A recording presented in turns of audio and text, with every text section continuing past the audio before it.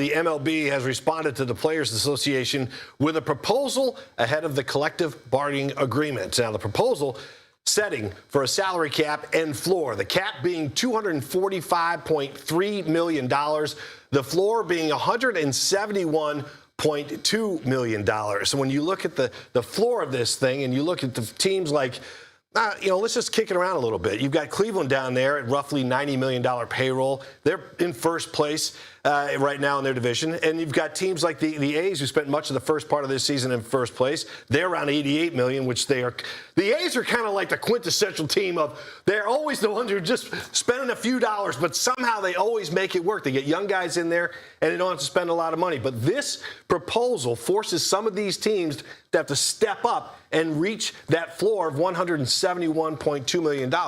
Yeah, and it makes the Mariners fans really happy because they are actually underneath of it right now. They have to spend $9 million just to hit that 171 floor. And so that gives you the opportunity to sign guys that maybe you weren't going to sign, re-sign guys you weren't going to sign, like specifically you got Randy Arozarena. He's coming up on his contract. You can afford and need to spend some money to keep guys like that. So what do you do in a situation like this where you have a floor you have to meet? Again, do you go out and get young guys? Do you go to your farm system and pull guys up? Or do you go out there and try to find guys that are on the open market, like guys that I can spend extra money on? Yeah. Well, this is a whole thing about keeping this. Listen, no player wants a salary cap because they all want to be able to make as much money as possible. But for the health of the league, I don't care if it's Major League Baseball, the NFL has efficiently and successfully done their salary cap. These teams and these leagues have got to get the spending under control. The Mets are coming to town next week. They have the highest payroll in baseball, $330 million. And then you've got the Dodgers right below them at roughly $3 million. But the Mets are dead last in their division, so we all know that money can't buy success all the time. But this is all in an effort to head this strike talk off and get these guys agreeing on a new CBA so they don't go to strike in the 2027 season. Are you a fan of salary caps?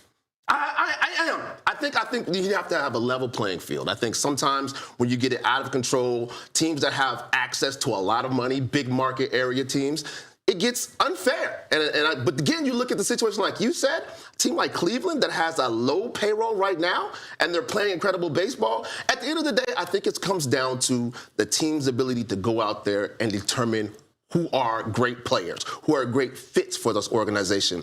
And then you make that work. Again, salary cap, it's great, again, for keeping an even playing field, but now it comes to the internal marketing of who works this team and puts this team together. Yeah.